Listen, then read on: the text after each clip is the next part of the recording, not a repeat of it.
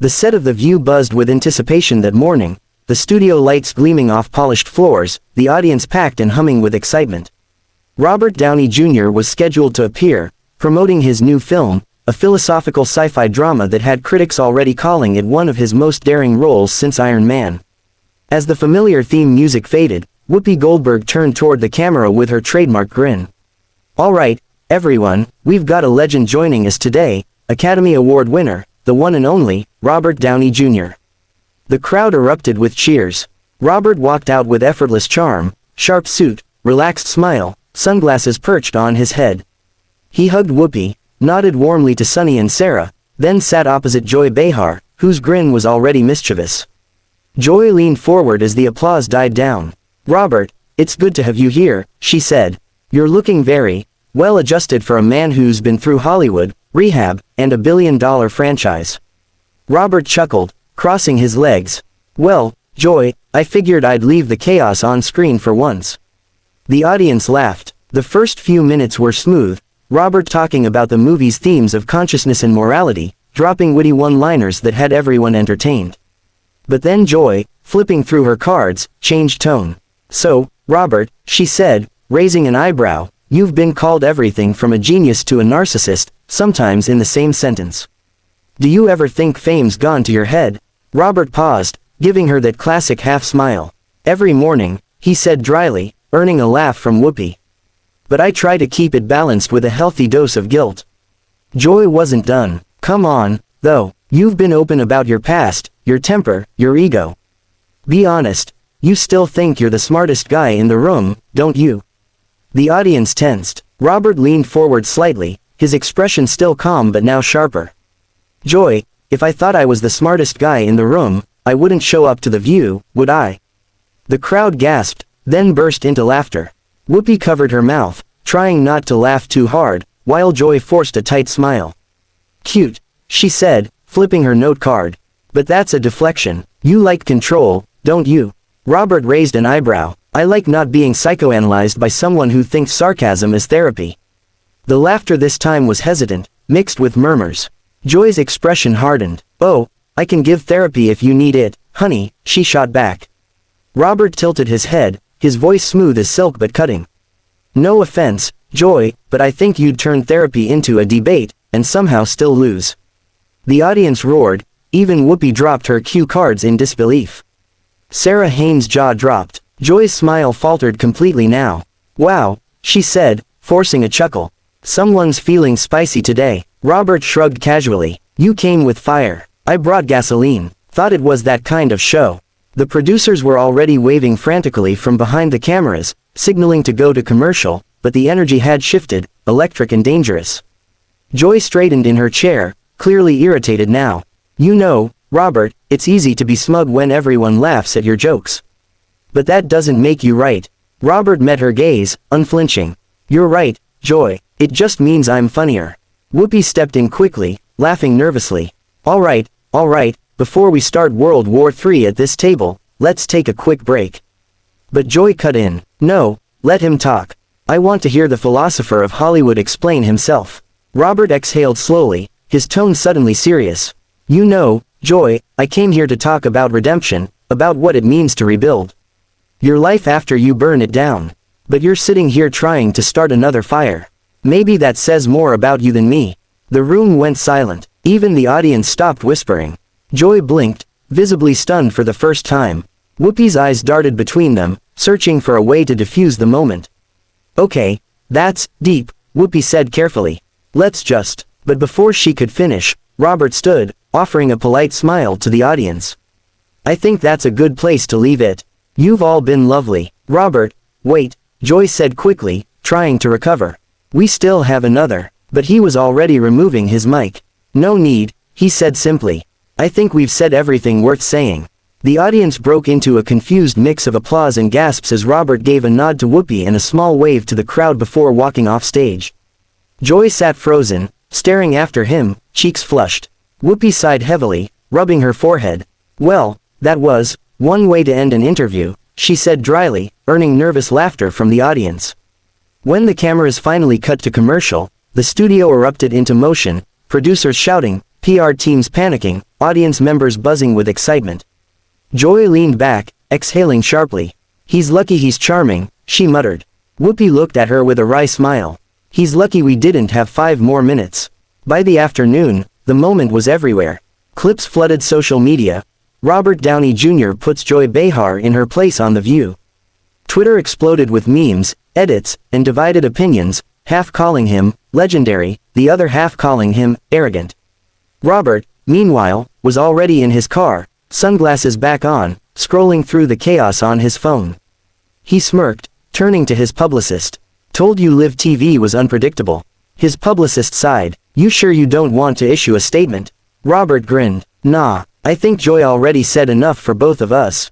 He leaned back, watching the city roll by, a faint smile lingering on his face, the kind that only appears after a man walks through fire and comes out perfectly unburned. The moment Robert Downey Jr. disappeared behind the stage curtains, the studio erupted into a frenzy. Producers scrambled like startled birds, their earpieces buzzing with overlapping chatter. The audience, still half stunned, began murmuring and reaching for their phones, desperate to capture what had just happened. Whoopi Goldberg sat slumped in her chair, rubbing her forehead. Well, she muttered under her breath, that went about as smooth as a car crash. Joy Behar sat rigid, still staring at the empty seat across from her. Her cue cards were bent from how tightly she'd been gripping them. Sarah Haynes leaned toward her carefully. Joy, are you okay? She asked softly. Joy blinked as though waking from a trance, her jaw tightening. Fine, he's just insufferable. Sunny Hostin tried to lighten the air. Well, at least it wasn't boring, she said with a small, uneasy smile. But Joy didn't laugh. Her pride was stung, and her voice came out sharper than she intended. You'd think a guy who's made a career playing geniuses would know how to take a joke. Whoopi looked up, raising an eyebrow. He took it, he just threw it back harder. The control room crackled through the studio speakers. We're back in 30 seconds. Whoopi, take it from the top. Keep it light, pretend like everything's fine. Whoopi exhaled. Yeah, sure, everything's fine. Our guest just stormed off national television, but we're fine. The red light blinked back on. Whoopi's face transformed instantly into her professional TV smile. Welcome back to The View, everyone. Well, that was a moment. Robert Downey Jr. had to step away, but hey, live TV, you never know what's gonna happen. The audience clapped uncertainly. Joy forced a smile, her tone clipped. Yeah, and I'm sure he's off somewhere philosophizing about it already. Whoopi shot her a quick look. Play nice, Joy. Sarah jumped in, her voice a little too bright. Let's move on to our next topic, the new Broadway revival of Funny Girl. But everyone knew no one was thinking about Funny Girl. Social media was already exploding with clips, memes, and commentary. Within minutes, #DowneyVsJoy trended worldwide. Viewers posted side-by-side videos, Robert's cool composure against Joy's flustered reactions, dissecting every word of the fiery exchange. Backstage, Robert sat in the green room, quietly sipping water while his publicist hovered near the door.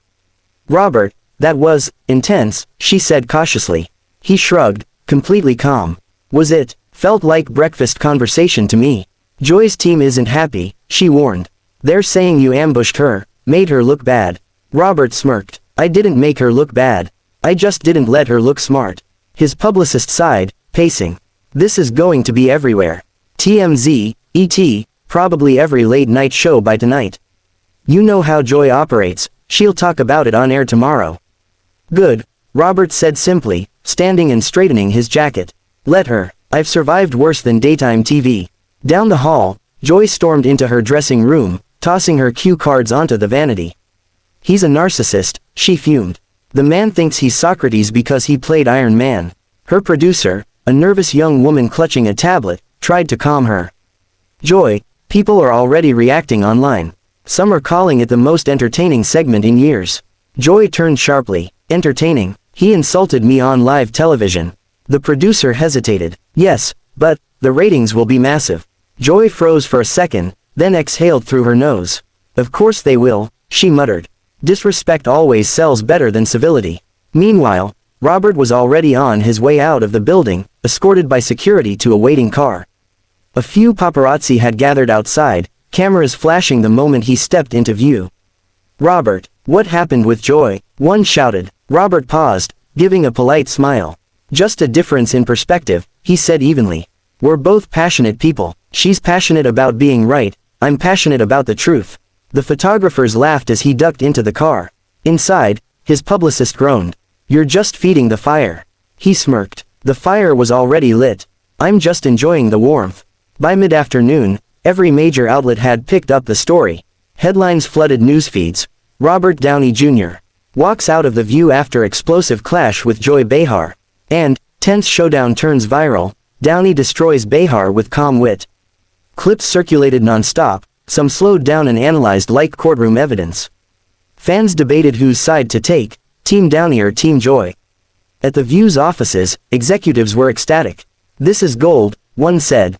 The ratings spike will be huge. Joy overheard, her jaw tightening. Great, she muttered. Maybe next week we can just wrestle guests instead of interviewing them. That evening, Joy addressed the incident on her personal social media. I've been in television a long time, she wrote. I can handle a little banter. But respect is a two-way street. That's all I'll say. Robert, hours later, posted a single tweet. Nothing wrong with a good debate. Keeps the mind sharp. Within minutes, his post had over 1 million likes. Memes flooded in, Robert smirking, Joy glaring, captions reading things like, when Tony Stark meets The View. Late-night hosts made jokes, news panels dissected the clash of egos, and by morning, the confrontation had become legend. Back at home in his Los Angeles kitchen, Robert sipped coffee as his wife, Susan, scrolled through the headlines. You really can't help yourself, can you? She said, amused. He smiled, unbothered. If they wanted polite, they shouldn't have booked me. Susan laughed. You do realize Joy Behar's going to talk about this for weeks. Robert leaned back, eyes glinting. Then I guess I gave her something to talk about. Outside, the sun was already rising, another day, another controversy. But Robert Downey Jr. didn't seem to mind. For a man who'd rebuilt himself from the ashes, a little on-air fire was nothing new.